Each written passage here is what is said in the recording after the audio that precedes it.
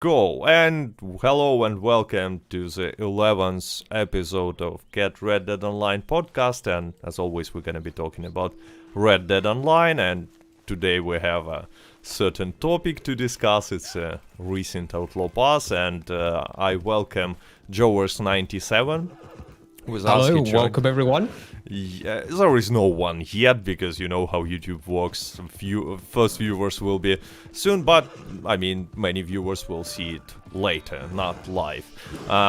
Anyway, Jowers, let's get straight to the point. How do you enjoy new Outlaw Pass 5? Okay, mine's a controversial opinion, and I've pissed off a load of people, but I like it.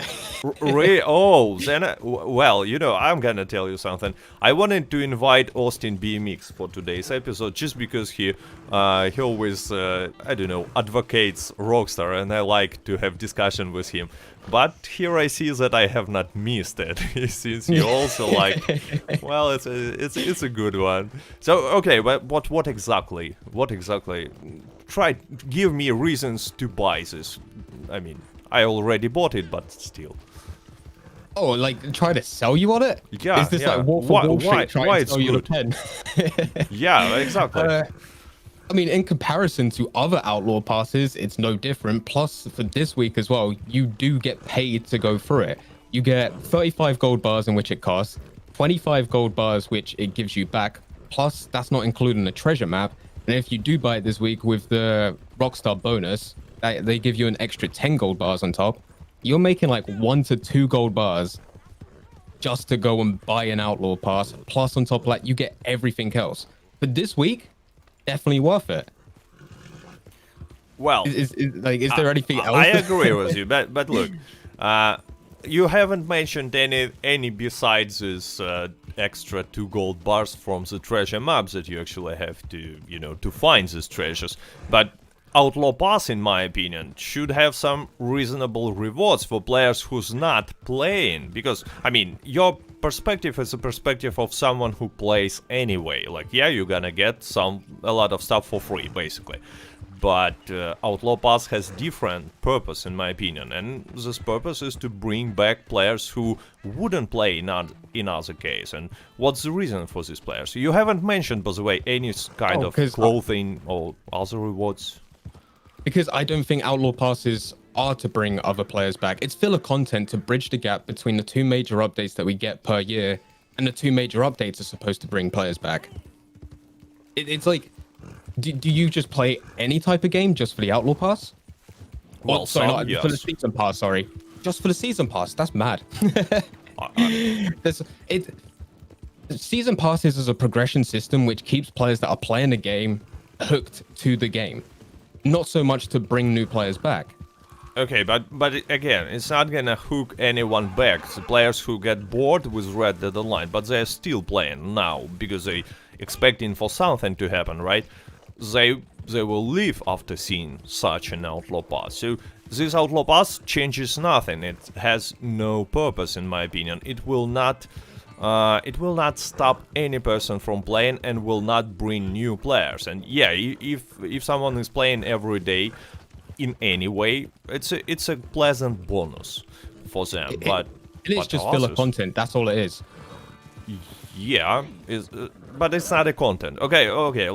Let's start here. I like the discussions that we're gonna have today. Oh yeah, this is gonna be great.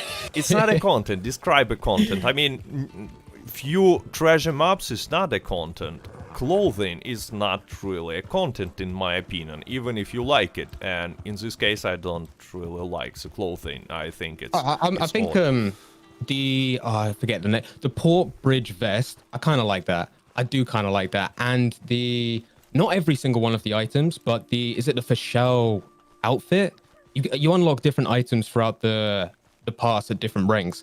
The Fischel outfit, I think, is. Some of the items are okay. Not as good as the Port Bridge vest, but they're okay. But I understand what you mean with content, and loads of people expected something alongside this, such as trader enhancement, taxidermy, what was it, like fishing roll? Something along those lines, more pushing towards a trader enhancement. But this is not that. And an Outlaw Pass is not supposed to bring, or a Season Pass for that matter, in any type of game, is not supposed to bring players back. It's supposed to just help those bridge the gap between major updates from what we get from Christmas all the way to midway through the year. Not so much bring them back. Okay, so how do you think it's gonna be effective for this matter to bridge the gap between updates? Because I saw from comments many players saying like I'm quitting now, I'm done. It's like I don't get it. I see no reason to play anymore because of this Outlaw Pass. Actually, it was like a final step for many players according to to comments. And actually, I've made few votes, and boy, audience hates this Outlaw Pass 5. Like, it's not only on my channel. I saw voting on it's on my channel as well. Yeah, it's on my channel as well. But what's the difference between this year and last year? Because last year we didn't get, and people said they were going to leave.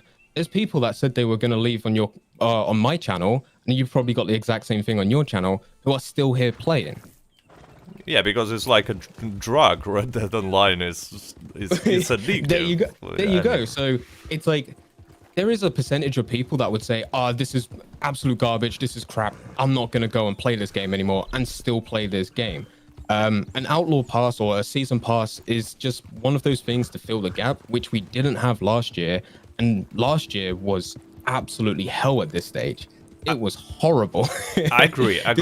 But that was not on purpose. I believe Rockstar was not planning. I will advocate them a little bit here. I think it was because of the pandemic situation. I'm pretty sure I'm pretty sure they were planning something like this, like meaningless piece of cosmetics and maybe some small changes in March or not in March, in April last year. I'm pretty sure they.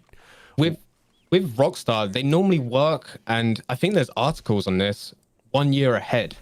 So like the content that they, which will hopefully be coming up at like June, July time, has already been planned like a year when Naturalist update came out, if that makes sense. So if that was the case for something to release last March, you're coming towards the end of it for it ready to be released anyway. Yes, but they moved it so because a pandemic wouldn't have even made much of a difference apart from marketing and just the final couple steps of polishing. Yeah, but see what my theory is. They moved something that they already done further just because they knew that they're not gonna finish something that they wanted to release in a year and a half from that point.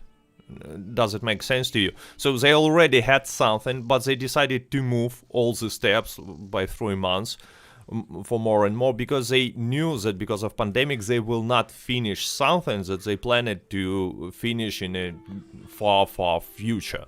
Like, I get what you're trying to say. I just don't. I don't think that was the case. So you think they made it on purpose? On purpose, like this huge gap of more than 7 months between updates? I think, yes. And I wish I remembered the article. Rockstar said, it might have even been an earnings report. I think it might be Strauss Zelnick who said they want to do one update Red Dead, one update GTA, one update Red Dead, and just keep on that loop, which puts us to like 2 updates per year. If we were to go and get an update in between the middle of that, then the whole thing of what they're trying to do, it would have then been Red Dead update, and then it would have been Red Dead Naturalist update, and then GTA. I think I've heard something like this, but I thought that it was actually later in 2020. It was set late in 2020. Not gonna argue on that because I don't remember correctly. Yeah, I haven't got the article either, so I can't even say it myself. But no, it's just something that I've heard, and I think especially with the whole 18 months later article that was wrote about Rockstar with Red Dead Redemption 2, it's this stress that supposedly happened on the staff of Rockstar. They're trying to limit that as much as possible whilst also providing content, having 2 updates per year, and then for that to last 6 months, I think is the goal. And once they get that, they're just going to stick with it. Well, actually, we have to define updates because if they are planning to call something like December what we had in December. I mean, like, updates, well, MP00. That's an update. well, So yeah. this Outlaw Pass 5 is still part of MP008. So the update that we got was MP008 back in December. Both Outlaw Passes were all part of it. All the content, including Telegram missions. This is all one update, which is then drip fed across weeks, months, so on. Okay, but what do you think? MP009. Traders is upgraded for trader role is a part of this big update, because it's not all the info was analyzed by data miners. There is something that still that's hidden. So what do you think? Some sort of like this sort of improvement for trader roles, these Telegram missions that actually voice lines were found for these new Telegram missions, they were leaked, but not the Telegram missions itself. Are they already in the game files? Are they part of this big update? What do you think? Telegram missions, you got the voice lines, which we all know about and everyone's talked about. The missions themselves, I mean, all the mechanics are already there. The Telegram missions are very, very simple. As for Trader, and please correct me if I'm wrong, is it only the button within the stable that has people talking about a Trader enhancement? Because that's everything that I've been linked to. There's nothing else. Actually, there is something more, I believe. There was a taxidermy pages for Cathlog. Wasn't taxidermy released back with Naturalist update? I think it's no. I first saw it only after the December update. I mean, the data miner who sends me all this stuff, Randy Light, he sent me this on the 1st of December and said like, wow, there is something, maybe there will be something new, but I decided not to make a video about it because I kind of burned out with these speculations videos previously. It's kind of hard to speculate about something that Rockstar will do in the future because there is no clear logic, so that's why it's hard to speculate. But I believe it's a new one. It's a new one. So, okay. So what I originally believed and what I came across was taxidermy was actually released with the Naturalist, and that was a skill that you can unlock, but it wasn't actually pushed. As for Trader, I did a video on my channel which was about the button, because everyone was talking about it. There's the deliveries button within the stable, which is under the hunting wagon. And everyone kept on saying, trader enhancement, trader enhancement, trader enhancement's coming. But it's a button. We had the exact same thing when the bounty hunter, trader, and collector role first came out. The trader and also the bounty hunter wagons both had an upgrade option within the stable, and it's taken over a year for them to actually add anything to it, such as liveries. Now the trader enhancement, I think it's in the works. I never believed that it was coming alongside Outlaw Pass 5, purely because you can disable buttons. It's so easy. I even created a whole Unity project, programmed a button layout, and showed how easy it was to disable buttons, and then just come back to it at a later date to have functionality there, so you can easily implement any type of content, and it's just there to save time more than anything. Well, yeah. I want to make a pause here and say hello to anyone who joined. We already have like 350 viewers. Hello everyone. I see actually Austin BMX is here. We were mentioning you at the beginning. Kinda laughing at you, to be honest, but not like laughing, but laughing with you. Anyway, I was just mentioning that you are probably the only person who might enjoy Outlaw Pass 5, but actually Jowers is also enjoyed it. Yeah, we actually took a step in a direction. We were discussing the clothing. So, you know what's my point on this Outlaw Pass? It's like when you make a stupid, silly joke, but you in a company of your friends, they will laugh. But when you make pretty much the same joke with strangers, they will not laugh and look at you like you are an idiot. And when you will make the same exact joke in a company of people who don't like you, oh boy, it's gonna be a bad reaction. And in my opinion, this Outlaw Pass is pretty much such a silly joke. I mean, all these costumes that don't fit and stuff like this. It's not bad by itself.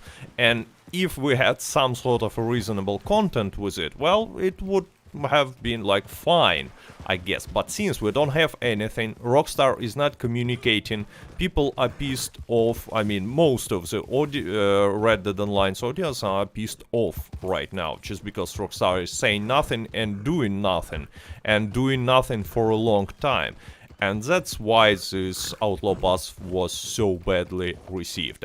But yeah, I agree with you. It's free of charge, basically. You get some money, you get some bonuses, all the gold back, some outfits that probably never gonna wear, but who cares?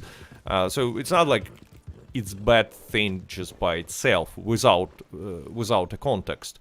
But with this context of Rockstar just ignoring player base for so long and not actually doing anything reasonable for Red Dead Online, it doesn't look good. So what do you think about this statement? I agree with communication. Communication is poor. I don't think, has Rockstar support even said anything in a long time? No. I don't even remember when Rockstar support have last tweeted out, and they've only taken like responsibility for like 2 bugs in 2 years of Red Dead. And that was like the animal spawn problem last year, and when the game broke after the naturalist patch. That was like the only time. So I agree, communication. I think content-wise, and this is another opinion that I have, which players absolutely hate, but through my experience of working in game design, this is how it is. When you start like an online service game, it's always slow at the beginning. And people love to compare it to GTA, despite them being 2 completely separate games. GTA went through like the exact same thing. So like the lack of content, it happens at the beginning. And believe it or not, we're still at the beginning of that. The stuff that's being added to the game is not scalable to the point in which it is in GTA, because they've had years to develop it. So yeah, content's slow, but it's picking up. We've now had a naturalist update, which lasted months, which also included a Halloween pass. And even though that's not for everyone, I understand that not everyone liked the naturalist, and that's something that Rockstar also needs to work with. It lasted a long time, like a long time. And then we had Bounty Hunter update, in which we're still getting the drip-fed content through it. So like, yeah, that's like content-wise, they haven't hit the nail on the head yet. 100% agree. Communication, that's the weakest point by far. But content-wise, it's picking up. They just need to get that correct for what people are actually looking for, and then we're good. I mean, you Like, said we're getting content that lasts a while. You said about comparison with GTA Online. Correct me if I'm wrong, but at the same time of the, you know, this lifespan of the project, GTA Online had much more content, and it actually had by this point some game-changing updates. I mean, I haven't played in GTA Online, but I mean, learned the history a little bit, and that's how I see the picture. That after how much it was after the like 2 years and 4 months now since Red Dead Online started, and GTA Online was in much better shape. With that, you're talking about 2 separate times. Red Dead Redemption 2, like core components, is so much deeper. Like GTA hasn't even got a crouch. Building off that is easier. If you implement something, so like for example, if we look at like just level design, in general level design, and you can see this with loads of different game companies. If you haven't got like a mechanic such as crouch within a game, well, you don't have to build a level which involves you crouching. If you do have a crouch in a game, now you have to take that into consideration, and it can start to build up the scope of things. So already things are taking longer to build for a more up-to-date game, and this is just across the board. Like it would be easier to add content to a game that was released in 2000 than it would be to update a game now. Likewise, when GTA was first released, Rockstar only focused on GTA. They didn't have both games running simultaneously with both two separate teams working on both of them. And there's some job titles, especially within Rockstar, where their job is so unique that it has to only go through them. It can't go through anyone else, such as I'm trying to remember the lady's name. It's like Miriam Bellard. And if anyone's actually interested in a GDC talk or game design, there is a GDC talk on this from her. And her job is so unique that everything to do with GTA Online, GTA 5, Red Dead Redemption 2, Red Dead Online, GTA 6, and eventually GTA 6 Online, it has to go through her. So it's one of those things where it's workflow going into putting content into the game and how long that takes. Okay, Red Dead Redemption 2 updates will just take a lot longer. Yeah, but you said Red Dead Redemption 2. We already have most of the content in Red Dead Redemption 2 single version. So it's a matter of make a transition from single player to online in many cases, just like they did with this. They changed a lot with legendary animals, for example, but they taking some ideas from single and transferring them to online. And actually, what players want is some content from Red Dead Redemption 2. It's robberies and it's properties. And we, after 2 years, more than 2 years, we're still not any closer to these things that people actually asking for. I've had that point a lot. There's I think Rockstar's even done an interview on this. If not, there's definitely some game development stuff out there. Taking something from single player to multiplayer, it sounds simple, and you can do it for assets. It's so much more difficult on like the big scale. For example, in fact, you said it. Taking heist from Red Dead Redemption 2 single player to multiplayer, it does sound extremely simple. Just pick it up and bring it over there. But the issue is Red Dead Redemption 2 AI for story player is so much more in depth and so much deeper than what we have for online. And the reason for that is because it can be really CPU intensive.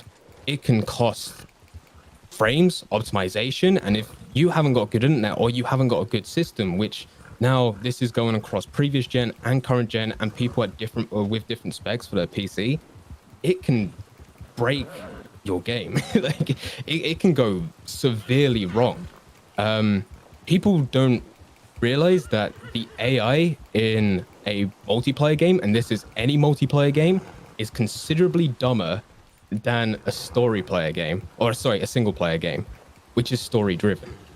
So it's not the case of just picking it up and then bringing it into an online component. It's about rebuilding it. But I mean, we have, I'm sorry, but I mean, we have a lot of cases when we fight in AI in online game, on the legendary bounty missions, on these new Telegram missions, and it still feels like it's not that dumb, like cyberpunk level of AI, you know?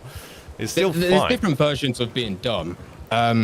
One, you can even test this yourself, and it doesn't even need to be Red Dead Redemption 2. It can be any game that has a single player component and a multiplayer component. It is the case of just try and get wanted. Just try and get wanted on Red Dead Redemption 2 and see what the AI does, and then get wanted in online and how easy it is just to get away from them and kill them. And it's based on optimization. You have to do that. Otherwise, things can go extremely bad. And it's pretty much just because of the different design principles that you have to do for a single player game to a multiplayer game. That's all it is. That's pretty much all it is. And then a bit of optimization as well on top. So we're not talking about them running around and hitting the wall and not understanding paths. We're talking about some of the stuff that they do doesn't matter in online because players aren't going to notice it. Whereas they're more likely to notice it within in single player, sorry. That's all it is. It's not them going incredibly dumb. Well, okay, so here's another argument that I love to put on when we're talking about there is no cool content yet because it takes a lot of effort to develop. I agree, it definitely should take a lot of effort. But on the other hand, we got this naturalist update with a lot of content, with but like, I don't know, opossum transformation, and that required, according to you, that required a lot of effort as well, right? So it's another thing that they should work on. But who on earth decided to put any effort into such mechanics like naturalist role in general, excluding legendary animals, or this, I don't know, animal transformation, instead of putting the same amount of work into something cool? I'm not talking about, you know, massive heists and robberies, but at least something that will make you feel like an outlaw, not like an, I don't know who transform into opossum.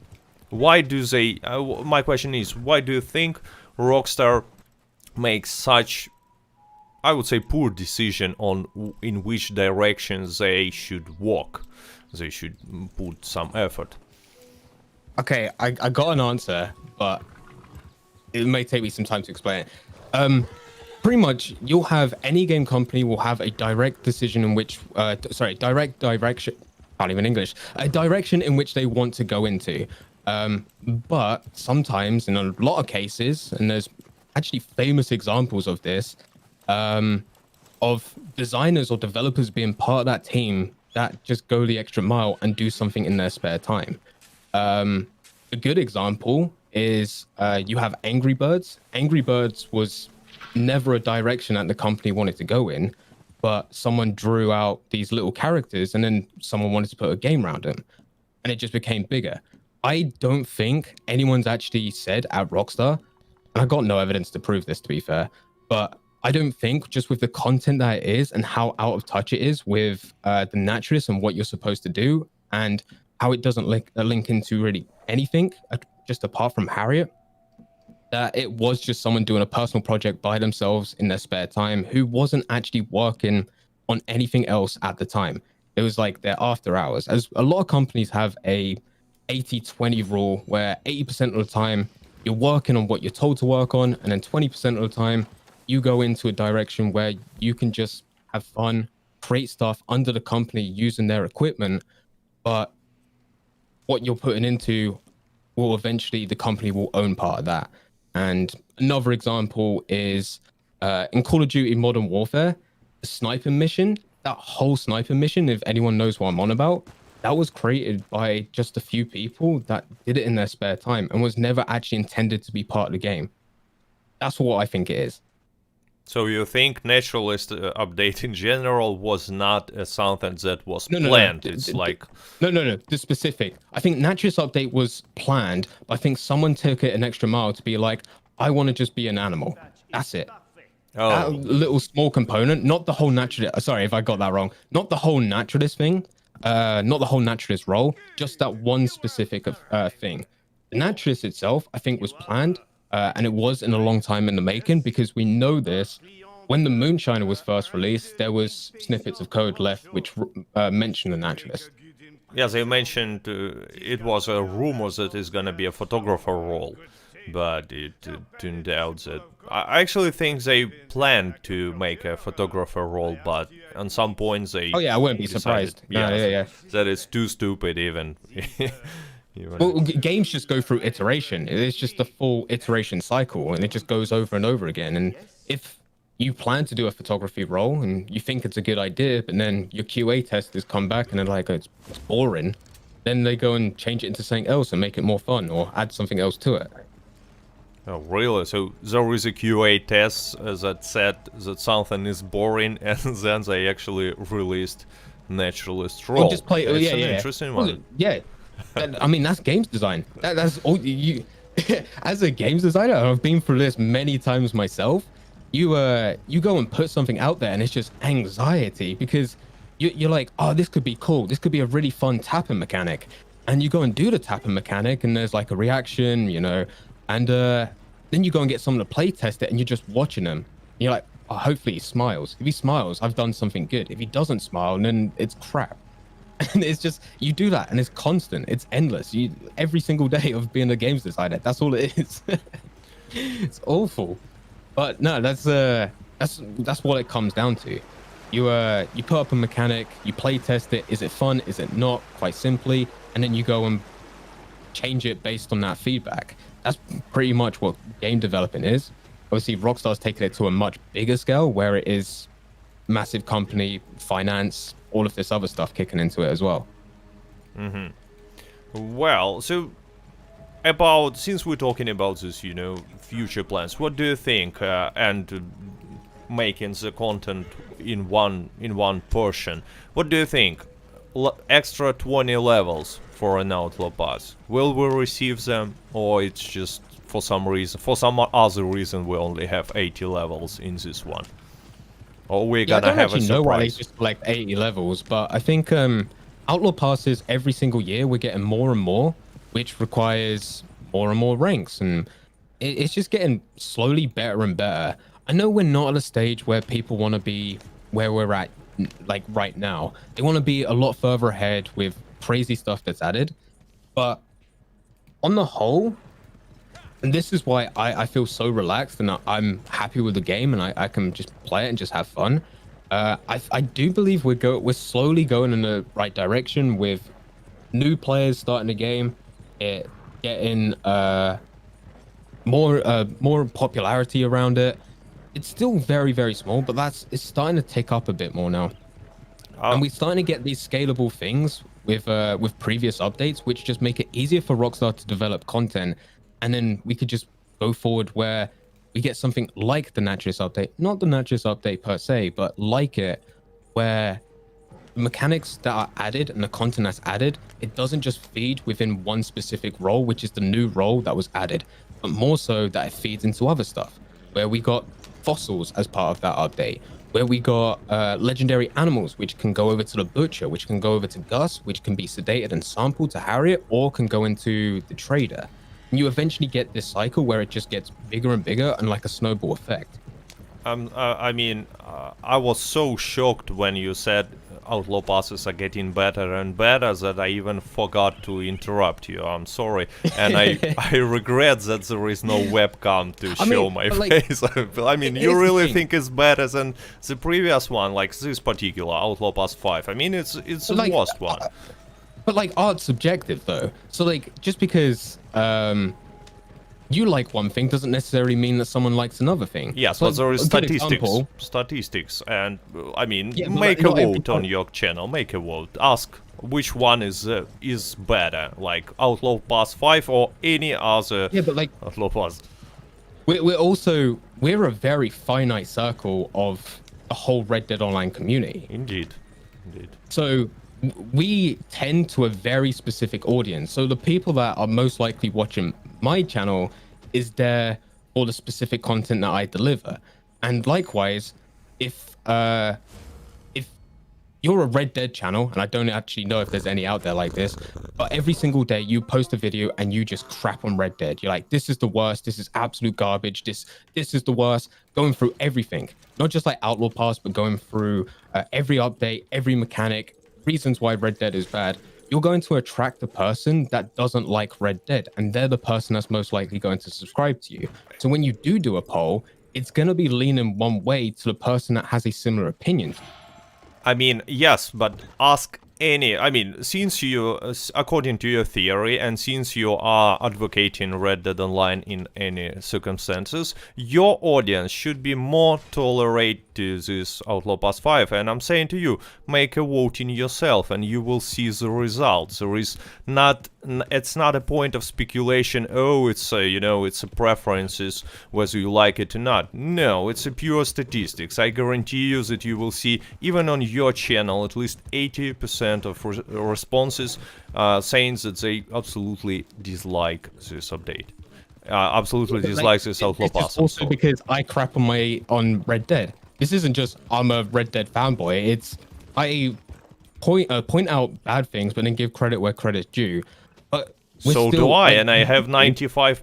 I'm not saying you're not. I'm not saying you're not. I fully agree that I get what you're saying, but there is a specific audience and necessarily a hardcore audience that plays Red Dead and watches videos.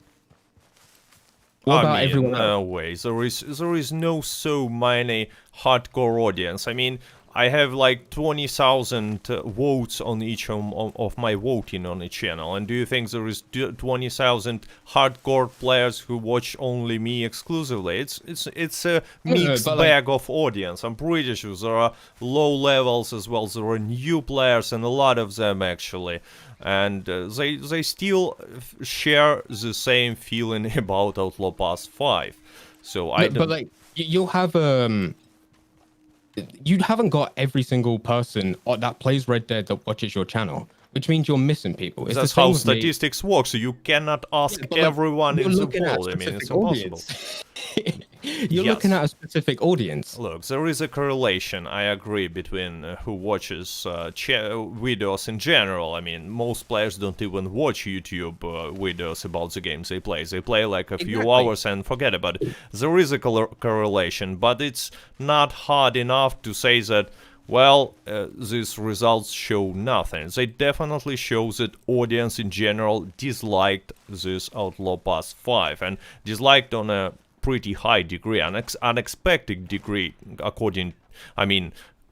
considering the fact that we already knew what's gonna be in this Outlaw Pass. It was leaked long time ago, and people still like shocked actually. I mean, the numbers are saying. I mean, I've made 2 votes, and I actually checked other channels who were making votes. I saw John Sly Reckon making voting. I saw Rockstar Guides making voting. I ran through comments on a few videos, and like no one is happy about this. Like it's like through the specific audience of those channels. We honestly, and I'm not just arguing, but like.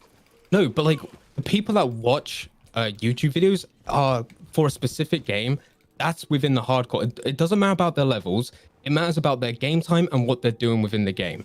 So even if you're a level 1, for example, or if you're a level 500, if you're looking up tutorials of how to get better within the game and you want to be playing this game a lot, you fit within the demographic and the psychographics of a hardcore player. We have different definition for hardcore player. Now I see why we cannot agree on this, because for me it's definitely not a hardcore player. I don't know how else to explain it really more than anything, but like it's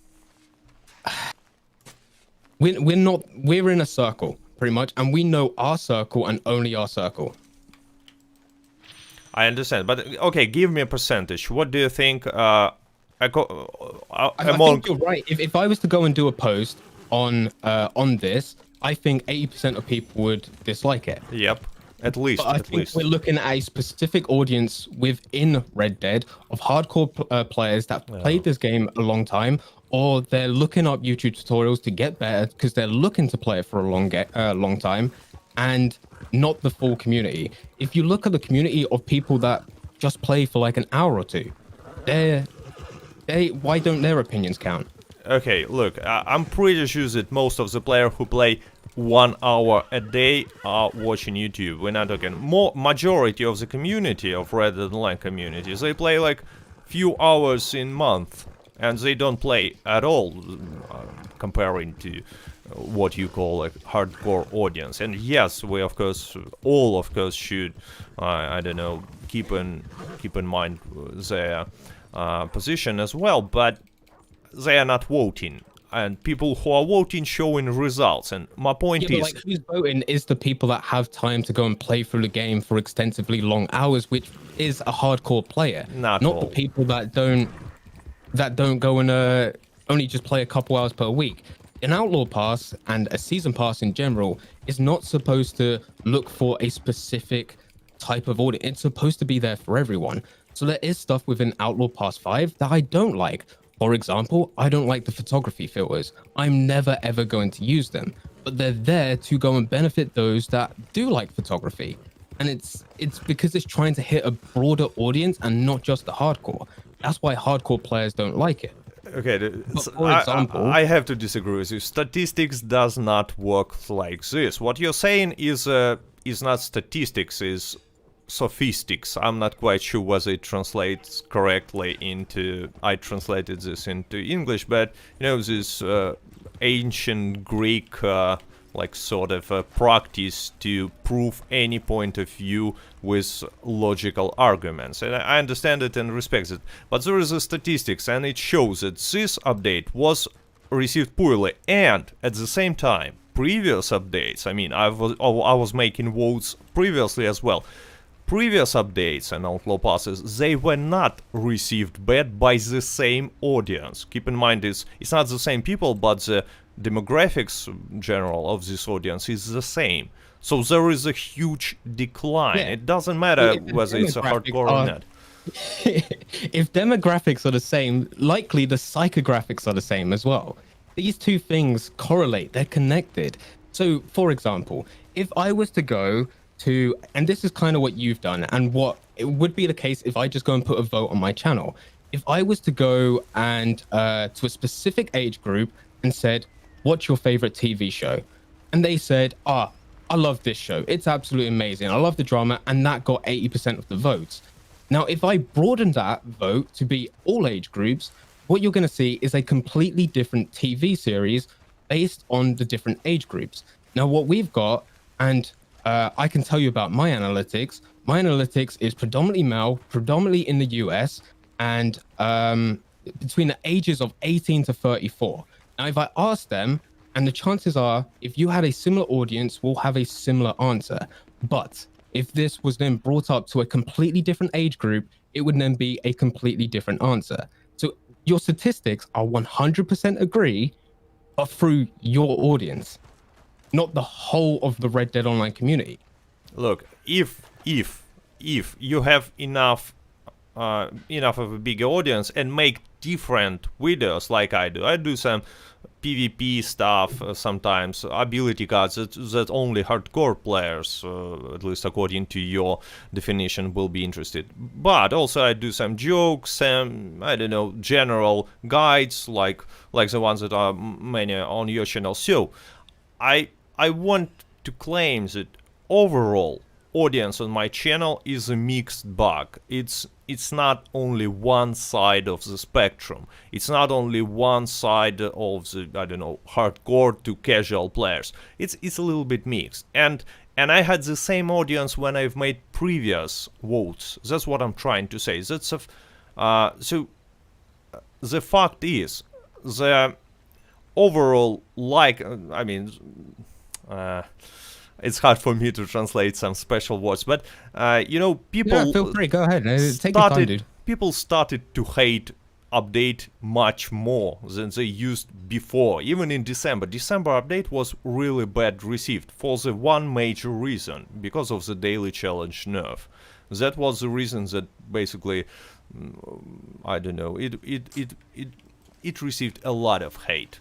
And even that update was, according to my numbers, received much better than this Outlaw Pass. And it's getting worse and worse with each update, and so people tend to hate them. For the people within your community, though, this is what I mean. How comes, because we even had the record-breaking year that Rockstar said, so was that a lie? It was a manipulation. It was a manipulation with data. It's what do you mean record-breaking year? They've sold for $5 the game. Of course, they will have the record-breaking game. But on other hand, they've never who were said. These people that bought these games?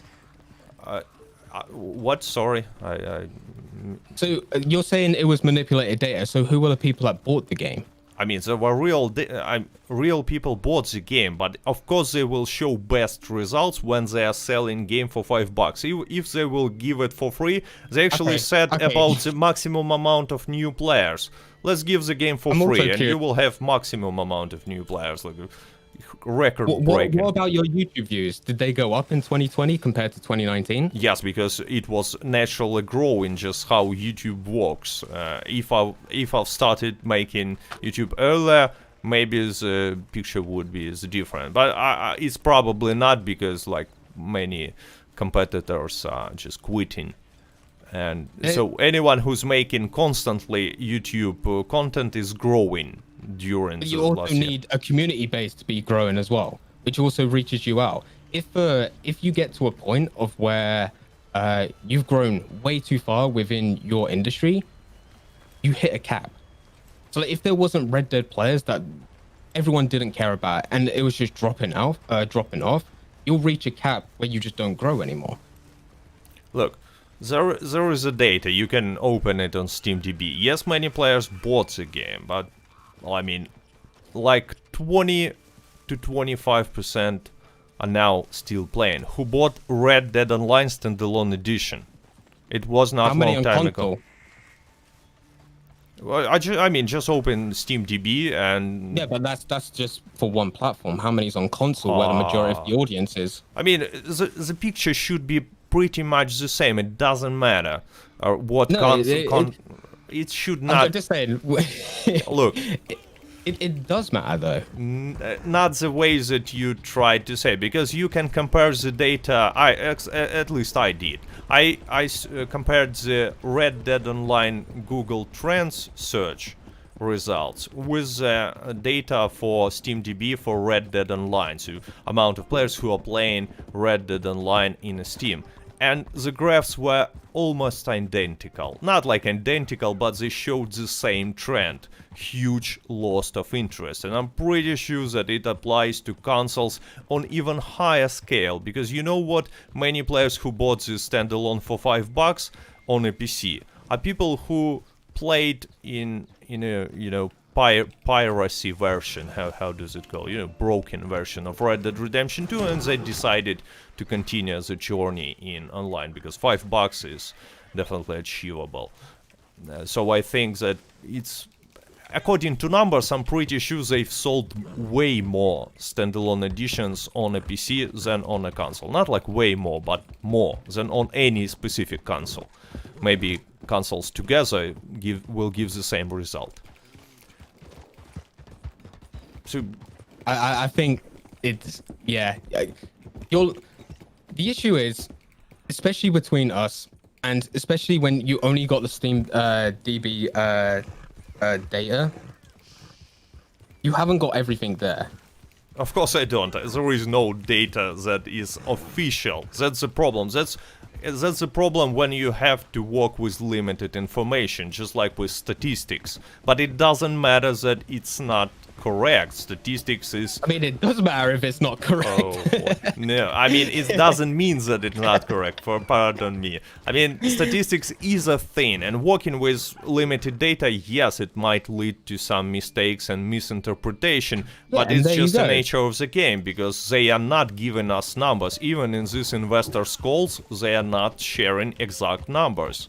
So if you're not getting the exact numbers, how can you say player base is going down? Oh boy, because I have this data. It's not official, but it's an indicator. I mean, look, dude, there is a lot of between between the release of the Bounty Hunter update to now, yes, going down. But overall, through every major update, you'll have a massive jump up at the beginning of the game. That's because of excitement due to release, and then it plummets, especially in Red Dead's case, because interest was lost. There was nothing there to actually keep the audience retention, and then what you have is then it goes along and you get a little jump, which is where you'll get like a little update where it brought some players back. Indeed. And it'll go down again and it'll jump again. And then what you get in a situation is you'll start to get an average player on a year-by-year basis, and then you'll get the situation where it'll jump and go down. But then the following year, because you've got that scalable content, more players, and you're reaching out with them, and in the case of where you are going to go and bring different types of cells for different types of editions, it then jumps up even higher and brings a higher average for each year. Agree? Yes, but you can compare same. I mean, we you can can look on each a time week there or is a a daily spike. basis. Look, there is a spike all the time. Yes, you're correct. Every time they release something, there is a spike in player base, in interest. But you can compare the spikes. That's what I'm trying to say. Of course, I'm comparing the spikes from let's say, December update with the spike from, I don't know, Frontier Pursuits update. And back then, situation was much better, according to my data, to something that I can make analysis from. You want to share your data? Oh, dude, SteamDB, Is it open just it. Google Trends and Look, SteamDB? Take SteamDB. It's an open source. Take SteamDB, take... I know what it is. I'm just asking what your data is. And Google Trends. It's the simplest sources to get at least Google some sort of valuable data. Yeah, again, Google Trends is based on who's typing in on Google that specific but term. there is definitely a correlation between people typing in Red Dead Online and playing Red Dead Online. I'm not saying it's 100%. Yeah, no, I know what you mean. I'm just trying to break things down. Yet again, this comes back to what we were talking about earlier. There's a specific demographic of people that will search videos. And yes, interest has grown based on that thing. And of course, players have also jumped up. This still isn't exact. There's going to be loads of people that are, like, example, I play FIFA a lot, but I don't watch content. Yes. Like, that's just the way it is. But For that specific game. And there's a huge audience out there for that specific thing. I mean, probably it's the first time I'm on podcast when I sincerely regret that I don't speak fluent English, because for me it's super hard to translate this from statistics and math terms. So I will sound stupid if I'll try to.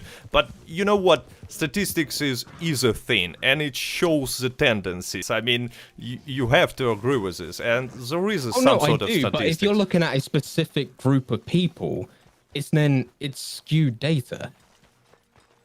No, it's not works this way, because when you have big enough amounts of people that you asking, the data just.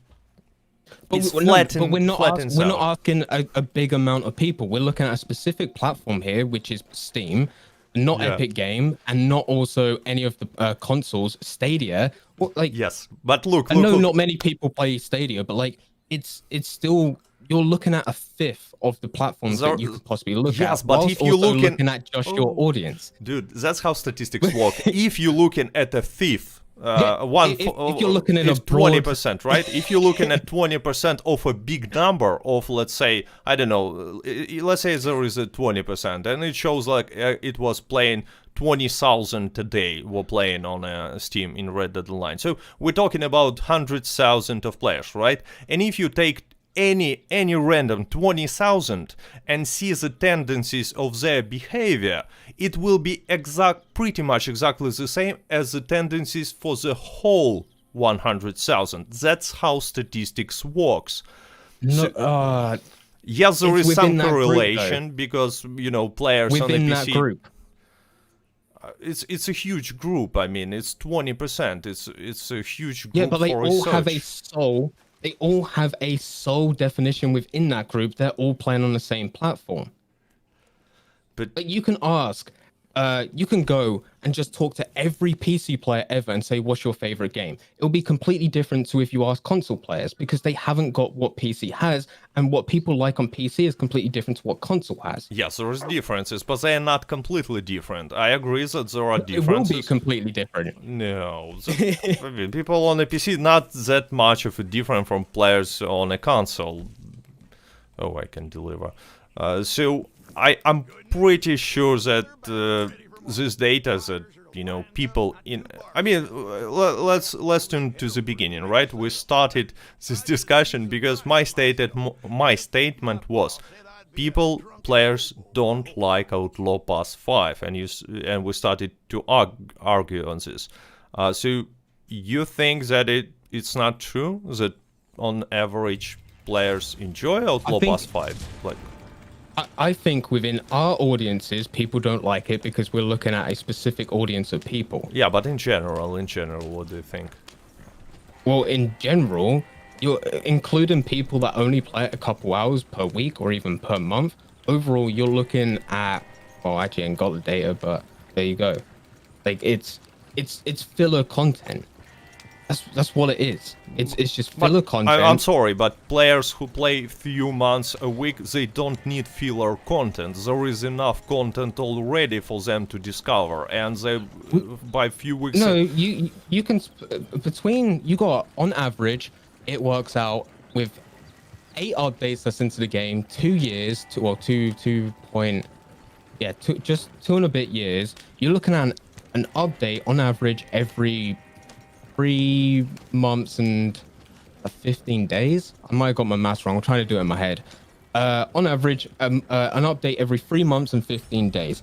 3 months, just a couple hours per week, is you'll get to the like rank 100 and through the content very quickly because there's not a lot of content within the game. I'm sorry, your math is wrong. There is no way by playing 3 months a week in 3 months you will reach level 100. It's I mean, unachievable. I mean, it's 12 weeks at 24 hours. You have to grind 4,000 XP per hour, and new players don't. Yeah, and how much do you get from collecting? You get anywhere between 100 to 300 XP per collectible, 1,500 XP when you sell the set.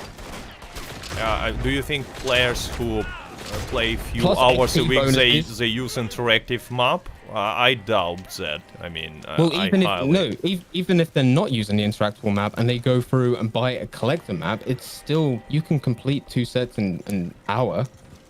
I mean, Going back and forth from Madame Lazare to buy the collector I'm map. pretty sure you have the wrong perspective of a player who plays few hours a week. He's not gonna be grinding. No, like I mean, as a games designer myself, I've studied the data. I've gone for it all, or as much as I can.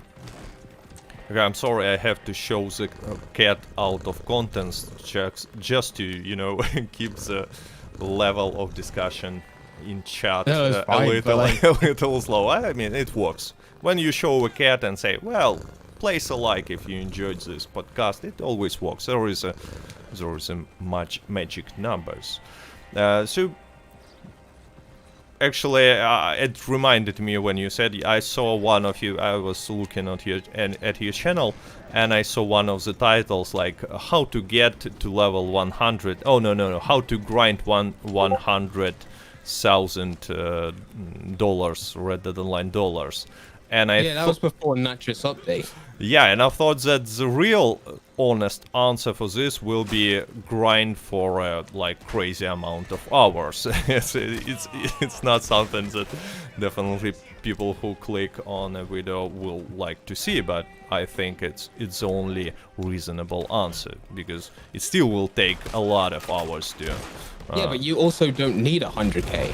You don't. I did the video for those because this is where we get back to the thing. I've researched the people that watch my type of videos and realized that it's a specific group of hardcore players that want to be the best, that want to have loads of money, loads of gold. So therefore, putting a title like that, it does well, and that video did do well on my channel. Yeah, but so we did you far don't need behind 100K. this audience. I'm pretty sure it's far behind the audience who will ever reach 100k in this game, because with any tips it takes just insane amount of hours that most players will not be willing to put into grinding. So yeah, but it's still, I say it in the video as well, you don't have to put, you need on average, buying the essentials within each role, it costs like 2 to 4k, and the essentials are like a shovel, metal detector, bounty wagon, just stuff like that brings a better experience to the role or increases your money or gold payout. So yeah, you don't need much. by the way, you don't need 100k. Yeah, but have you made exact calculation? Because I'm curious, how much, what do you think is, let's say you started from scratch and you want to have like all you need. What's the amount of money? I would say it's 100 gold bars, but dollars, how much do you think it needs? For that video, that was before Natris and before the collector nerf. I believe I say it in the video. I can't remember what the number was. It's a year ago since I did that video. But plus minus, like, how much? 10,000, 20. At that stage, $1,200 in the first hour to get the coin, earring, and ring set. with that also going down in price for the price of each collector set, if you were to go and do the collector sets every single day, dependent on your timing, it takes round about, I think it's like 6 hours Yeah, on using the average. Jean Robe collector map. Yeah. And you can make, was it $4,000? Can't remember. It's been a while since I've did that video. That was a year ago. But if that is $4,000, then you're looking at that taking, well, 10 days, 40,000, 20 days is 80,000. Yeah, so 25 days. Yeah, well, actually, I agree That's with putting numbers. If That's like a crazy grind, going through all collectibles every like single day. 5-6 hours a day, it's Yeah. a grind. Yeah, yes, and I agree with you. I agree with It's these greatly numbers. reduced now. You can get $1,000 in an hour by doing moonshine, family heirlooms, and I think it's 2 tarot card sets. I can't remember the most expensive guaranteed sets. Yes, off the top there of my are head. two tarot card sets. Yeah, and then that will also, like, once you get into your second hour, that's greatly reduced because you'll have to focus on other sets, and you can't get you're not going to be able to get a coin set in one day. Because that's why it's not comparable actually, because you can get 1,000 per hour, but only in 1 hour, and then rate drops Yeah, significantly. yeah. And then once you've completed the guaranteed sets, you're not going to complete the other ones. So now if I was to do that video, it's probably going to take 2-3 months. Not going to lie. A lot of it's based on chance because of the random collectibles. So actually, I've made some questions before the podcast because from the feedback for the previous podcast, people told me that I should get better prepared, and that's what I did. So I mean, place a like if you if you like this kind of approach. But there is a question that it will be natural to ask you. So grinding. So you more like your videos at least are more for the grinding part of the community. The people who grind a lot of money just for the sake to some sort of an achievement, because you not really can buy anything for 100k. Even now, so you don't need that much money. But I don't know whether you agree with this definition. I used to be. I think I definitely was, like, when Red Dead first came out, I just wanted to make money and I didn't buy anything.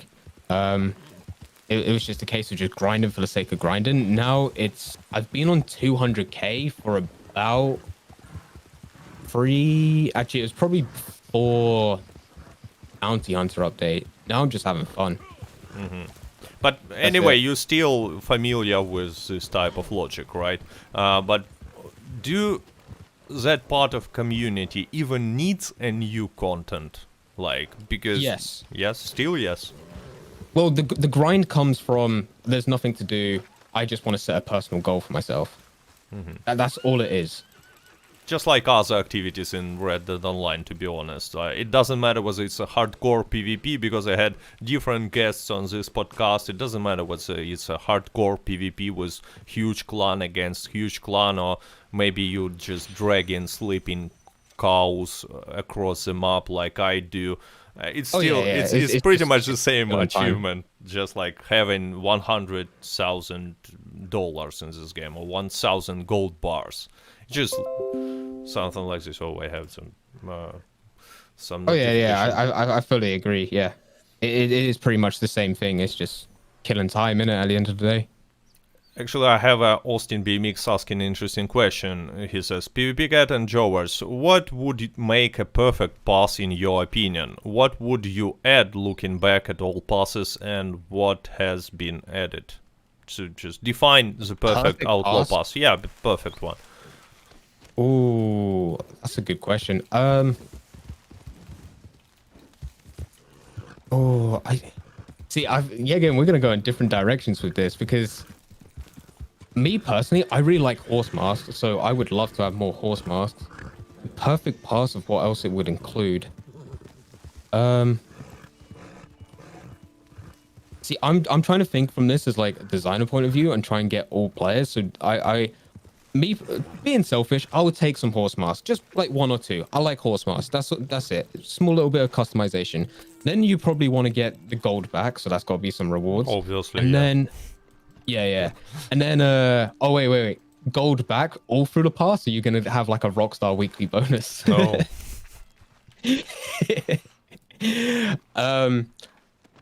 Parcels as well. This is like the ammo parcels, ingredients, moonshine mash, all of that stuff. And then it needs I think it needs to go deeper with rolls more than anything. Well- Nothing crazy where if you miss out, like you've lost everything forever. But you know where we're getting the skills recently, like fast travel from wilderness camp? yeah. I think that's good stuff. Small skills which have an impact, but doesn't make it so like I've missed this one because I couldn't afford it. I've missed this one just because I was busy with life, and now I've missed out on something epic that everyone's gonna have forever, and I just never gonna have. So yeah, that's pretty much for me. I mean, it sounds like you simply describing Outlaw Pass 4 because there was a horse yeah, mask, right? And there was all the stuff that you just mentioned. Yeah, but like, you can't have a season pass which is just for. Like, actually, no. You go ahead. I'm curious. What would you put for your Outlaw Pass? Like your dream. I'm Like, not the dream, greatest fan of Outlaw Passes system in general, but I will definitely not include any sort of skills there, because for me, when there is some sort of a gameplay mechanics under the Outlaw Pass, it's a little bit but pay to win, because people are forced to buy the pass, well, just like with the previous one. I mean, even having more shotgun shells and regular pistol ammo in some PvP situations will give you good advantage, and in PvE situations, not only in PvP. So some players, new players, are kind of forced to buy this Outlaw Pass or unlock all the levels. And again, it might be surprise for me or for you, but many people are not even cannot unlock. They don't have enough time to unlock all the levels while Outlaw Pass is active, and they will. And I've heard many players who bought gold just to unlock all the levels, like last week, not to miss this. By the way, you mentioned the extremely important skills is teleportation, fast travel from the wilderness camp, and many players, I know many players who bought gold just to unlock it, because they were kind of forced to. I mean, not many players will buy gold to unlock some cosmetic item, right? Some will, but not that many as who want to have these abilities, not to feel like they've missed an opportunity in the future. That's what I'm trying. So I would not include any sort of skills, but I would definitely include all the gold, all the money, stuff like this, and the most importantly, Native American clothing. In my opinion, it's the best possible. That's Outlaw Pass 1. No, I mean, there was no Native American clothing. Yeah, there was. I'm pretty sure there was. Not really. It was There not. was a. Let me see if I can. What was the image? It was. There needs to be more, 100%. But I'm 99% sure we had Outlaw Pass 1, which included it. Well, you're talking about West? Probably, and... We had something. Unless it was just separate clothing. I remember seeing an image. I can't find it now. I don't remember Native American You think, clothing, actually. You think that things like pouches give that much of a pay-to-win advantage? Like, if you're going to be missing with all that ammo, and it's just going to be the final couple bullets, No. then it's not, I don't feel like it's going to be much. If you're missing for like the first like 20 shells, you're not getting that 21. try to take pistols and go to PvP Showdown series. I mean, the Mauser pistol just eats your ammo in insane rate. 100 bullets is not enough. That's why you have to use some special ammo in one pistol and regular in second. Otherwise, you will have to quit after a few matches, actually, if you only using special ammo. So you have to use regular ammo. and at some point you will, with double of the initial amount, you can afford to use only regular ammo in both of your pistols and stay in PvP as long as you want. And regular ammo, if we're talking about headshot strategy and Mausers, is good enough. But without upgrade, I was running out of this ammo before the match actually ended. That's just how it works. You have to do a lot of shots for quick headshots. And if you're only using Mauser pistols, and why not? It's fun after all. The standard amount of bullets is not enough. From this perspective, in my opinion, it's an important upgrade. Same with the shotgun. If you're playing only for the shotgun strategy, in PvP you will be fine probably with 60 bullets, but in PvE, again, you will have some difficulties. So in my opinion, it's an important improvement. That's what I'm trying to say. Yeah, I would say, I'm not saying it's, pay to win like many other games like have. EA. Indeed, exactly. Star Wars. But I mean, it's a small step into the wrong direction, in my opinion. So that's why I'm not a big fan of hiding. I mean, they can hide any skills, mechanics behind rolls. It's fine, because you can buy roll anytime you want, but not behind Outlaw passes. Okay, I was actually going to ask that about limited, because then if I'm putting 25 gold bars in to go and get into the Moonshiner, and I'm using Toxic Moonshine, and I'm just going to chuck that everywhere, and I'm somehow getting loads and loads of kills. Now, is that pay to win? Because there's a paywall just before you go into it. So it's just based on limited. But you can grind a little bit of money, and it doesn't matter how often you play, right? If you play like 2 hours a week, you will still be able to get the skill someday without paying for gold in this game. But the situation with Outlaw Pass is different. If you play in 1 or 2 hours per week, there is pretty big difficulties for you to buy Outlaw Pass and unlock all the levels without actually purchasing the gold bars. That's what I'm trying to say, and that's the difference between hiding something under the rolls and under the Outlaw Pass. So, but then this also does mean that Outlaw passes can't get much better anyway, because you then just want to stick them to cosmetic items. But there are cool cosmetics. I mean, Halloween Pass had some cool cosmetics. It has. Yeah, but then do you want Rockstar actually spending more time on the filler content or the main content? There shouldn't be or in this sentence, in my opinion. Filler content should not prevent them from making the main content. But since they are adding it, why not make it cool? I mean, I have to admit, Outlaw passes in general, it doesn't take it's not taking loads of people to put them together. You're looking like a very, very small group of people. Yes, exactly. And there are some talented people, some talented artists who draw in all this. I mean, actually, take a look at the pictures in any newswire. There are people who get the money for a reason in a Rockstar. They do some cool to work art. on the big updates that pay their wages. Yeah. Not the Outlaw Pass, which is filler content.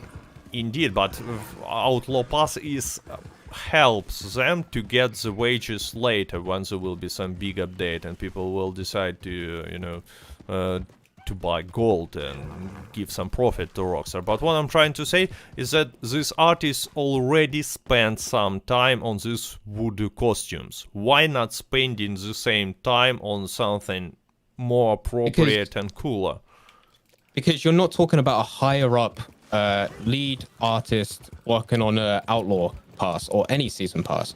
You're talking about a junior developer where, in a lot of cases, most of it's done.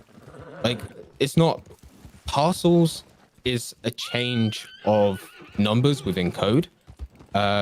It's the art's there. They've got the image of it within the pass, but putting it within the game is just a change of code. Everything else it gets thrown over to a junior designer. And then you get everyone else focused on. I was meaning the different thing. I mean, look, someone decided that this junior designer will have to design voodoo costume. That's what I'm trying. Someone higher in the hierarchy. And he decided for some reasons that voodoo costume is a cool idea and it's something that people would like to see, despite the fact that it's out of context. There is no voodoo, any voodoo content in Red Dead Online. There is no holiday. There was Mardi Gras, but it ended like a month ago, I believe. So these voodoo costumes are just out of context. But someone decided that designers have to spend some time on making these particular costumes and not something different. I don't know. There are still a lot of costumes that they can make. That's what I was trying to say, is that someone, in my opinion, made a poor decision.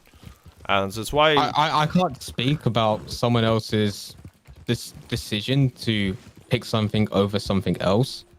All I can tell you is that it is a small team that works on this content. That's all I can say. And yet again, I got only point to my experiences in game design and working in these types of conditions. It gets put over to a junior designer. It goes to like someone relatively new, goes onto like a small team, and this is their way to go through easy content where even if you mess up, it's such a small thing. It's such a small thing. Whereas if that junior designer was then going to do something completely different and try and lead a major update, then it's awful. Like it can be the worst thing ever. So I can't speak on why this designer said we're going to have this instead of something else, or why an artist decided that as a design, but it's subjective. That's the only thing I can say about that. Look, again, we're starting to talk. There is nothing subjective when 90% of the audience don't like it. It's the same audience who liked it. But like, yeah, again, it's the thing of if you like something, it's completely different to if I like something. And because this is an Outlaw pass and it isn't crazy on the top of the list, it's then pushed down. Okay, let's disagree on this, because we will come back to this discussion of statistics and data gathering, but I'm pretty sure they've made a mistake. At least it was really bad received, and it's not subjective. It's but what do you think about future big update? Like, that's the main question. So according to you, you think that they are making it once in 6 months, right? So next one will be in June, July, something like this. What do you think will be there possibly? What do I think's gonna come next? Yeah. What's your prediction? Well, we know. I think. I don't know if it's gonna come next, but we know trader enhancements in the works.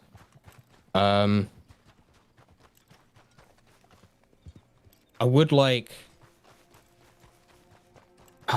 There's stuff that I would love to have, but I don't think is coming anytime soon. I really don't think it's coming anytime soon. We also know we got Telegram missions in the works. Those will probably come out between now and the end of Outlaw Pass 5. And then I'm going to have to say trader enhancement at some point, because that's the only one we really know about. That's the only one that's got something that's sort of hinting towards it, even though I don't think it's going to be next. People ask me about heists this year. I don't think heists are coming this year. So I mean, I'm sorry, but what do you think from major update? I have no idea, but what you just said is that you think that it's gonna be trader enhancement, and that's all you expect from the update in June, right? No, I think trader enhancements included as part of it. Yeah. Or it's getting something there. I don't think it's the only thing. There's not much going around, and this is yet again because of leaks and everything like that, and game iteration. The leaks that we've had with properties. Do you remember last year when we got the property owners have more to look forward to as well in the Polygon? Mm-hmm. Yeah. I think that's now way too late for that to be the case. I think like if you're, and this goes back to the other articles, if Rockstar's working a year in advance for the stuff that they've planned out, we've now passed that year. So what they initially intended to be for property owners is now being pushed aside. We've gone past that year. So the leaks that we got of like the 600 gold bar property and all that, I feel like they've changed their mind based on that. The only other stuff that's being talked about is all the leaks through Telegram missions, trade enhancement, and then the taxidermy stuff. I mean, it was not really a leak about properties. It was something that was in a game file since the beginning, as many data miners told me. Oh, the 600 gold thing? Yeah, 600 gold meant, thing. I didn't mean to say a leak. I meant the Polygon interview with them talking. I just put it into a leak just because of the other thing. Yeah, but it's not really an interview in my opinion, because it looks like a press release to me. I repeat it again and again. No, it doesn't look like an interview, like we're talking here. The press release where they shield which questions and answers want to be said. Exactly. If that's the case, Rockstar still wanted them to ask about properties. Yep, they had some answer for it, but to hype you up about something within the next year, which didn't happen. So they were not talking about properties specifically. They were talking about some community area. If we're talking about the same interview on the Polygon, it doesn't sound like we're gonna get properties from that interview to me, like they're confirming it. It still was, in a mist of mystery. I don't know whether I can say mist of mystery, but it was no clear clues from Rockstar employees that we're gonna get properties, as far as I remember that interview on the Polygon. And yeah, it was long time ago, and I'm pretty sure they changed all the plans since then. Maybe not completely, but by a high degree. Actually, since we started to talk about properties, I remember a controversial video that you've made. That one I actually saw, and you were discussing these properties, potential properties and prices for them, and you were kind of advocating for these higher prices, like 600 gold per mansion and stuff like that. Do I remember correctly this video? Because it was a long time ago when I saw it. Yeah, that was back in was that September? I think it was September, somewhere around there, yeah. And your main point was that players need some sort of goal to grind, like almost unachievable by many players.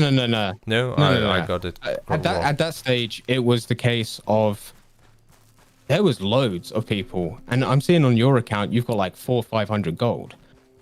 You have nothing to spend. Like, what are you buying with that? Yeah, there's nothing to buy. Again, how many players do you think have enough gold to buy mansion? Like, yeah, 2%, if 1%. If you're gonna get a situation where you're gonna bring out content, yeah, again, loads of other games have done this.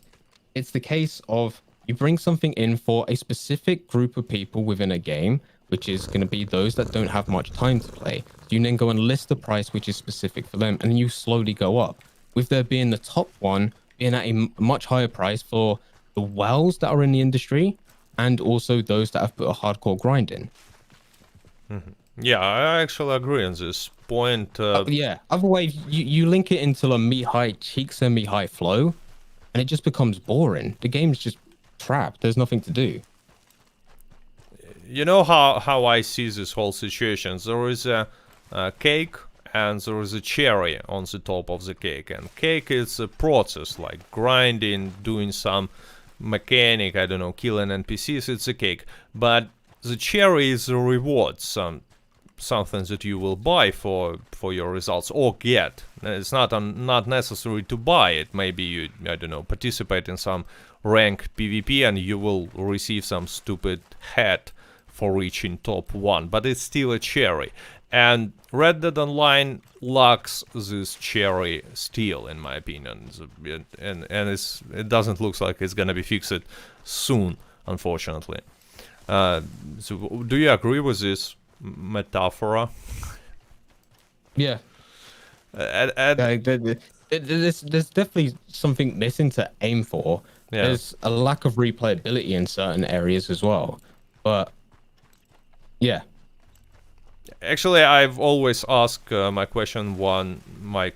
I'm missing this. My guess, one question. If you had to choose only one piece of content that we're gonna see in the next update, and there are three options for you: properties, heists, and Mexico expansion. But you can choose only one.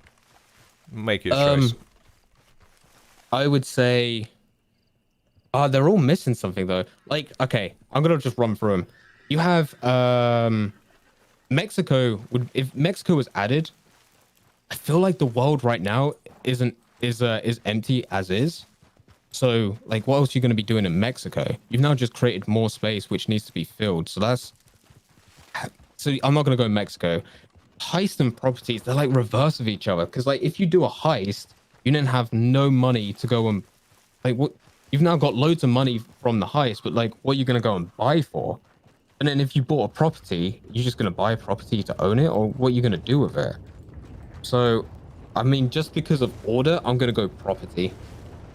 Yeah, actually, it's the most popular answer because yes, the reason is heists without something to buy is another stuff that might not really work because we still need something to spend this money on. This money from heists and other activities in the game. So properties is about. Well, again, speaking about properties, which one would you choose? Which one you think is like you would like to see more? Wait, what do you mean?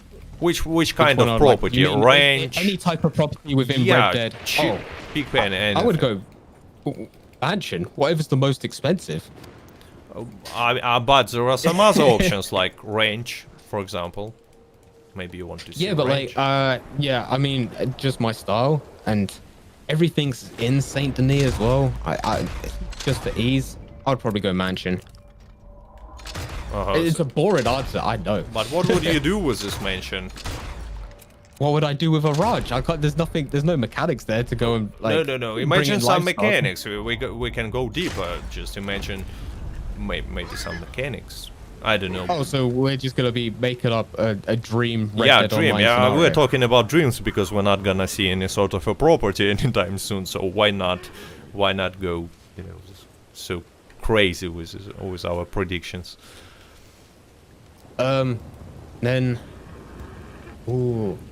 Rancher. I even mentioned Rancher earlier because Rancher is like the thing that I want the most. You remember that mission in RDR2 story where you're herding the animals? I would love to do that, but yeah, we'll probably go and take. Or actually, Emerald Station's pretty cool. I'll take that property. Sorry, Emerald Ranch, because then that's the ranch role. Plus, I reckon there's some creepy stuff in that house as well. So I'll take the Emerald Ranch as the property.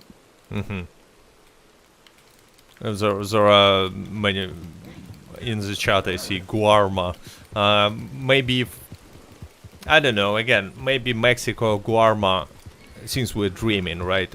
It will come with some sort of role attached to this. I don't know, contrabanda stuff or something like this. Piracy maybe. It sounds weird, piracy, but who knows? What do you think? Is it possible to see Guarma or Mexico someday in Red Dead Online? And if yes, when? That would be years away. Years away? Yeah, that would be... If we were to get Guarma, yes, it's already put together and everything like that, but Rockstar have said they're taking things slow. They're gonna go... Start off small, slowly build up, like go into a new location when they're nowhere near done with this location. Yeah, that's gonna be years away.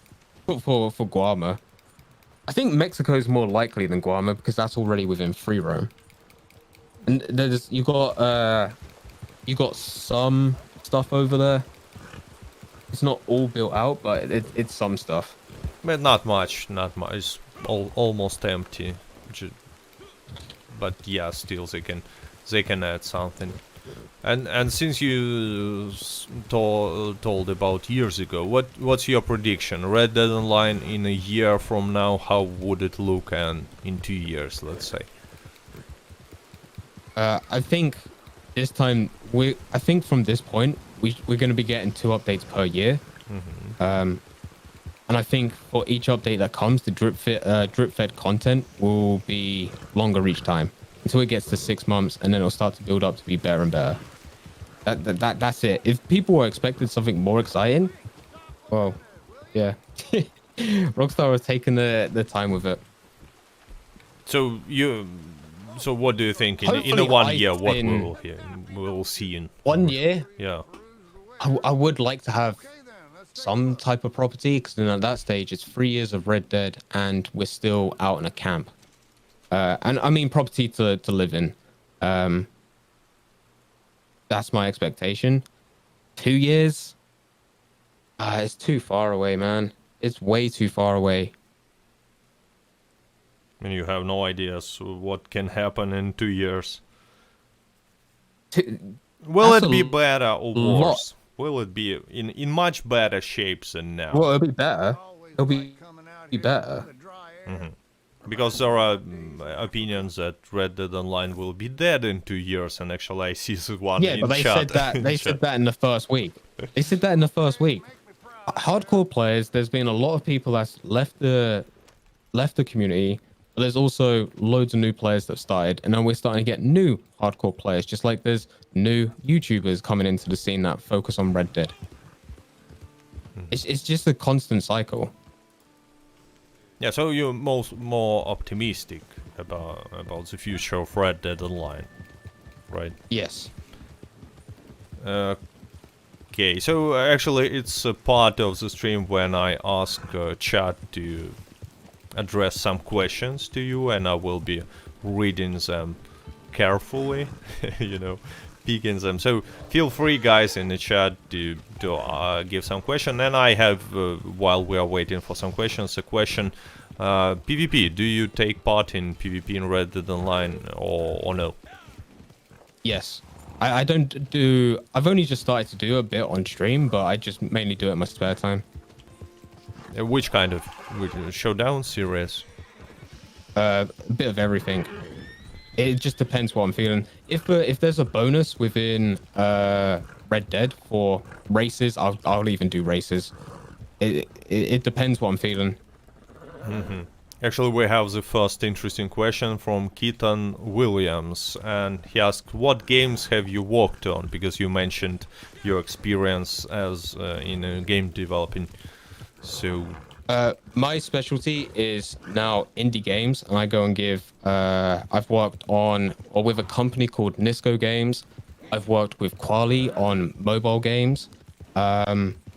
This being Nisco was the name always forget. It's Dwarves of Glistenveld, which was the first one that I ever worked on. Then it went into me making my own game, which was just as a test to go and actually get better at programming. In which I worked with I worked on a game called Pop and Pokes, which was the one that I put together as a test. And then I started to work on my own indie game company, which we got funding for.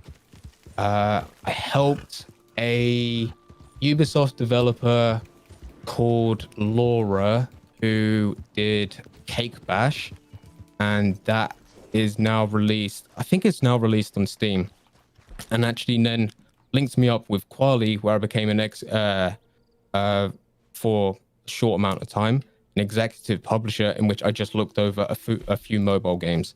Nothing crazy. I don't even think any of them have been released yet, because it was just early development. So yeah, that's my experience. That's your resume. I hope I pronounced it even close to be correct. Yeah, that was perfect. Yeah, thanks. So there is an interesting question. Do you think, from MA57, do you think we will have new ways to grind gold? Yeah, it's constantly changing. The Well, actually, for the longest time, it was daily challenges, wasn't it? But Yeah. obviously, that's going down. It's a balancing issue, which it was so nice to make all that amount of gold, and I really hoped more than everything. And this is where my optimism actually let me down. I hoped instead of Rockstar nerfing that they would double down on different types of items, different cosmetics, different things in which it would actually cost gold. But obviously, they went the other way, and that obviously bit me in the ass. But yeah, gold. Now that daily challenges has been nerfed rapidly, it's bounty hunting, or even if we get a bonus in anything, it becomes pretty much level. We used to get bonuses within Showdown series, and it was still better to go and do daily challenges. So now everything's closer on a level playing field, and yeah, going forward, next update there'll probably be something that gives out gold, and it might give out slightly more. Hopefully it does anyway. Yeah. So Things like Telegram missions, they give out like nothing. what's by the way, what's the point? What do you think? Why they've added them? It's not something that again. It's just easy content. It's easy content to create, which fills the gap. But why not make it something that will interest, audience who's bored with the game? I mean. So okay, then what would you add? Because the designer's point is you need to make content which players enjoy, but also you don't want to drag away from the actual main update. Look, so you're limited. There is an easy solution for Telegram missions, for example. Add the same, but make them with unique rewards. Something, even something that goes with this drip feed content each Tuesday, like hats on something. Remove them from this part of the drip feed. You're getting them as part of passes, and no one likes them apparently. So part of why what? would it make any difference? Well, you're getting items of clothing all the time, and apparently no one likes them. That Yes, you said earlier. but So make this item, because it's gonna be some sort of still gonna a be the same unique item. reward. It's not only an item. You see, the items that you can buy in a shop and the items that you can get only by completing some tough mission on the maximum difficulty, which not all the players are actually capable of, because on the console, for example, I see a lot of players saying that they have difficulties with ruthless missions. It's two different things, in my opinion, two different rewards. First one is just a stupid looking head when you can buy it, and in a second but that doesn't case, change anything. well, it does something to do. Play it. You're still gonna play You're still gonna play it once, and then that's it. Well, make some achievements, attach some achievements. I don't know, time spent, and make different sort of rewards. There are lots of mechanics that work in different games, and they were implemented successfully. But this time it's another animal transformation, in my opinion. They've made something, but I don't understand who needs this. I mean, for new players, I mean, these Telegram missions are focused on the new players, right? Because higher level players will play it a little bit and will never come back because rewards are not interesting. But new players already have a lot of stuff to do in this game, like a ton of different stuff. Was it really gonna change something, this Telegram mission?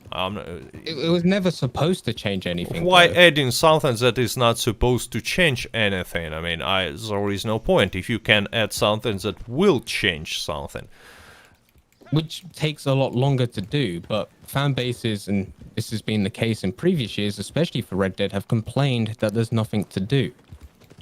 And there is still nothing to do after the Telegram mission, so I mean, nothing changed. Yeah, but actually. it then becomes something rather than what we had last year, where we had 7 months of nothing. That was just weekly updates and discounts. Yes, but So this is worse. look, it's a wrong type of argumentation. It's worse. Of course, it's not worse. I mean, this question sounds: what is better? If you're gonna eat untasty cheeseburger or someone will stab you with a knife. There is no need to make comparison like this. There should be comparison. Would you rather eat tasty cheeseburger or untasty cheeseburgers? Okay, so but that example, who's gonna make the cheeseburger? You're now talking about a situation where Rockstar have even been cancelled themselves because of poor working conditions with crunch time, and now you want people to put more work in. It's not that much of a more work. It's already in the game. They already made the main part of the work. Adding some head as a new unique reward is a small change. It will take like how much? 1 hour. Okay, next opossum transformation. Another example. This limitation, time and area. They should remove it, and it will be at least something that players can have fun with. But no, you know the situation with animal transformation. Actually, you're aware of. Have you seen it anywhere? It's broken for 3 months now. It's literally broken. It was broken for a long time. It's just not working. Nobody cares. You know why? Because nobody cares about animal transformation, and just they spend some time. You said yes, they don't have that much time. Okay, because of this. Crunch and stuff like this, pandemic, whatever. But they've spent some time. They've made something, but it doesn't work, and they don't change anything about it. That's my point. I don't get this because it's small changes if we're talking about cheeseburger to add some flavor or I don't know cheese because basically animal transformation is a cheeseburger without the cheese and meat and pretty much all that cheeseburger needs. So I guess I lost you. shouldn't have touched the cheeseburger. Oh no, sorry. No, I get your point, but having something that's already within the game is not taking up any more time. If it's broken, it then comes down to the numbers of how many people do play it, and if it's worth the time to go and fix it. And then it's the case of, as we already discussed, the chances of that actually being a situation when Rockstar's actually gone out their way and said, hey, look, you have to do this. This is an integral part to this update, when in actual fact, it's not. It's so much a higher chance that it became a passion project in someone's spare time. Well, yeah, but I still disagree with you. Okay, guys, give us few questions, cool questions. Because we're starting arguing on stuff, but maybe that's the point of podcast. Who knows? Austin BMX. I think this is just interesting. It's just different opinions, isn't it? That's all it is. I wouldn't say I'm not angry at you or anything. I should make that clear. We are. It's just talking different opinions. We're saying different opinions and don't agree with each other. That's what arguing is. What is your card layout? Oh, actually, good question. Ability cards layout. What do you use? They're different on both consoles, or actually on all different platforms, because I do different things on different accounts. I normally go painted black. That's on like most of them. Then I've got, I can't remember what I have on my PvP account. Oh, let me just give me a sec. Let me actually just go and quickly check. Sharpshooter. I think I have. I think Strange Medicine's one. It's on your PvP account. I actually don't think it is on my PvP account. I think that might be on my. I'll give you my Xbox account. Mm-hmm. Xbox account, I mainly just stay in in free roam. So I've got Horseman, as I'm always on my horse anyway. I've then got, I think I've got, might be peak condition. And then on top of that, might be strength in numbers. I think that might be it. I'm sorry, it's a PvE build you're describing. This is just me in free roam. Me in free roam. That's all it is. I can't remember. I haven't got anything. I can't remember what my PlayStation account is. That's where I play my PvP. I'm not gonna make any I can turn comments it on on if you want. because Oh, we will start arguing again. In my opinion, No, it's a honestly, terrible. feel free to slate me on my feel free to slate me on my Xbox account. My Xbox account, I just go and test out random things. I think that is what it is right now, because I was just testing out some different stuff in free roam. But I think I can't remember what my PvP account is on PlayStation. I can't remember what it is. That's honest answer. I can't remember. But yeah, obviously, if you just in a free roam, it doesn't matter which build you have, to be honest. But this particular one is just not good. It's I don't like it. Trust me. I was just testing it through, and it was through my previous stream, which was last week on Xbox. That's all it was. We were just changing up some stuff. What's by the before way? I started the stream. I've seen this question somewhere, but chat runs super fast, so I'm not quite sure who asked it. What's your main platform? Where you play the most? Mine's probably Xbox. Xbox was the first time when I bought Red Dead. I wanted to get a PlayStation when it first came out for the exclusive stuff, but my PlayStation 4 broke when it came out, so we stuck for Xbox for the longest time. And now I'm trying to build up a PlayStation account, and eventually we'll go into PC. Which is kind of rare to see someone who, especially from content creators, who has Xbox as a main, platform where he plays. Yeah, that was just what I was left with. I said it wasn't what I was going for. I was also put off with PC, especially watching other people that's played PC and the issues that they've had with people getting hacked. Everything. Have you had these issues yourself? By the way, about some hacks and not hacks. No. I haven't had any. I haven't had any issues on modding because I just haven't played PC. Oh, you haven't played it? I bought it. I just haven't played it. I sort of don't want to. It's another area that I definitely think Rockstar needs to sort. Definitely, yeah.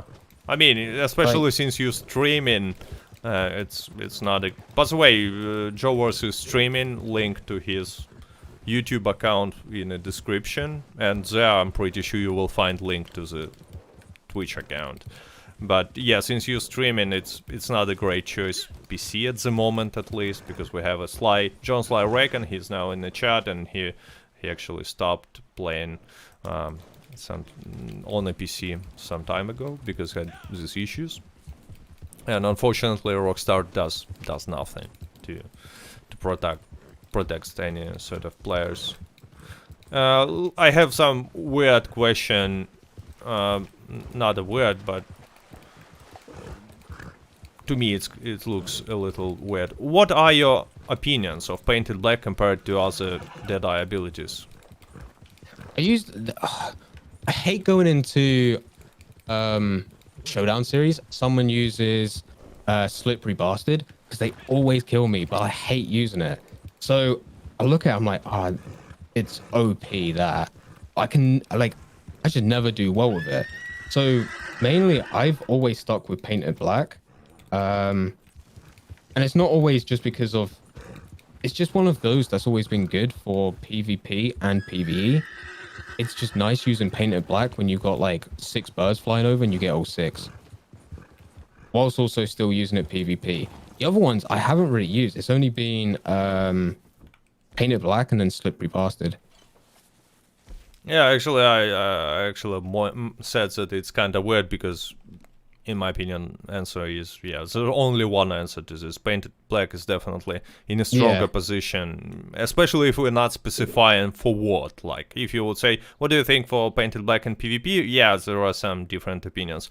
But if you're just asking, compare Painted Black to other activities without specifying PvE, PvP, hunting, stuff like this, PvP is definitely way too strong right now. By the way, what do you think about that's a question. If something is way too strong, like in my opinion, Corkana is way too strong, or Painted Black, what should they do? Should they nerf it straight away, or should they somehow in other way change the balance? I don't know, improving some other abilities, just adding some rough numbers. You mean like like the option to nerf one thing or buff everything else. Yeah, well, for example, Is let's say here is an example, so it will be easier, right? There a Crocana rifle, it's too strong.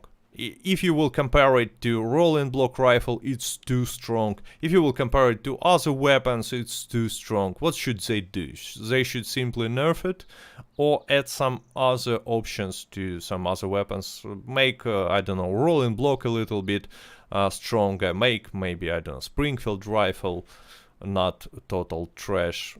And so what would you think is the best way to fix this situation? I mean, it's just easier to nerf something. It really is. Because you can buff something else, but you don't know the implications of buffing everything else compared to just nerfing that one thing. If you nerf that one thing, you know it's only going to be that one thing that is sort of ruined in a way. I do believe that in most cases, things are nerfed way too far to the point of where it's just not fun to use anymore. For example, do you remember in the first couple of weeks of Red Dead where the varmint rifle was just like the go-to weapon? Yeah. That was overpowered, and if you get a headshot with that, and because of that, that reticle just pop in real quick, it was, if you got your aim correct, getting a headshot on that was insane. Now it's like, it's just not fun to use for PvP. It's just not really an option that much. So I feel like they've gone a bit too far on that. It's just nerfing, but the whole thing is just balancing. Nerfing it to the correct point of where it is still fun to use, but then not too much that it's completely dead. I would say nerf. Mm-hmm. So you're on advocating this more balanced approach, right? It's nerfing, but not completely. Yeah. Yeah, well, in most cases, or in a lot of cases, they do it too much, don't they? So we've seen not just like a small little nerf in Rockstar's case, but a huge one which reduces it by like more than 50%. So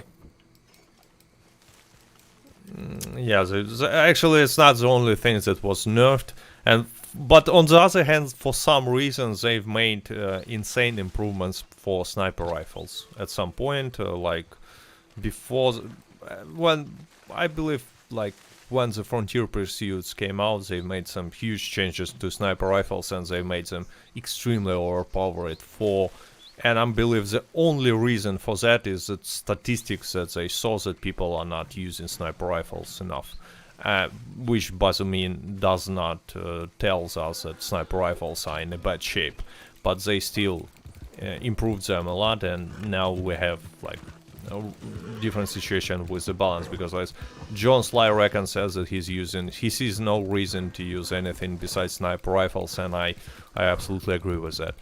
So there is no real reason to use something else if you're looking for competition. Yeah, agree. Let's say so. Yeah, so I just saw a good question. I just lost it.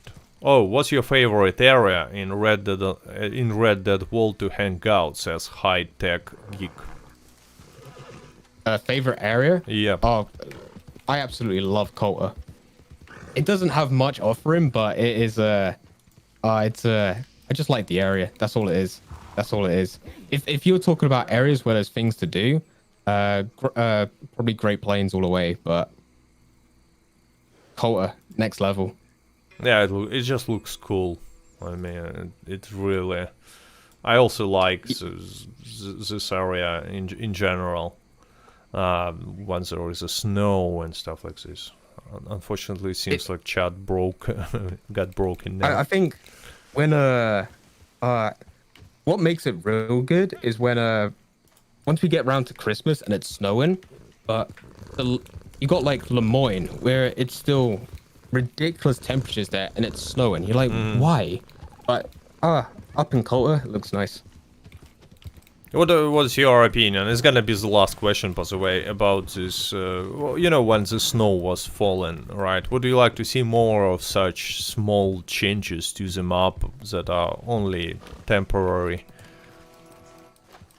Yes, but like emphasis on temporary. The when we get snow and it lasted, it lasted like a month or two the first time, didn't it? First time, yes, but it broke the lasted a animal long spawns. time. I remember that, like a Yeah, it was rough. disaster. Plus visibility is just awful. It gets really bad after a while. We're talking maybe just a week or two. Then yeah, I'm fully down. Yeah, I don't know what else you could do. I guess some tornado. Just make it as a a event. tornado. Yeah, it would be cool. I mean, it's Uh, fantasies, of course, not gonna happen. But some events that change the feeling of the world, like the snow did. You want to come back to the game and enjoy it, just by being there, for at least for some time. Yes, there are lots of inconveniences, as you mentioned, and especially I remember I was playing on a PC when we first got snow, and my FPS just dropped to like lowest levels possible when snow came out. But still, I was enjoying it. Still, it was cool. was that the previous Christmas update? Yeah, Did you have yeah. your Xbox Series X then? On the previous this year I had Series X and it was super super cool.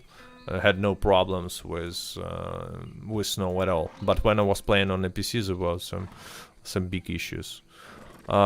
I'm sorry, but, I mean, it seems like we're not like running out of time, but in any way chat on my YouTube translation just frozen and it broken now, and I'm not quite even sure whether this translation is going on, whether the stream is going on. So in any way, I'm glad that you joined and we had a conversation and a little bit of discussion. If stream is still live, then thank you guys for joining, for reading chat, for giving questions. Don't forget to place a like, check Jower's channel, stuff like this. I'm showing you cat to be more convenient.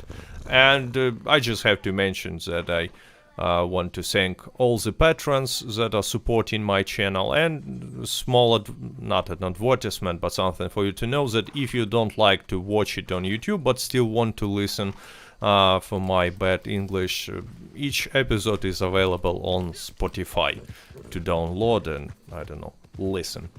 Anyway, thanks Jowers for joining. Thanks for having me. I hope anyone Up and weave. still can hear it, because I'm not quite sure what happened with YouTube right now.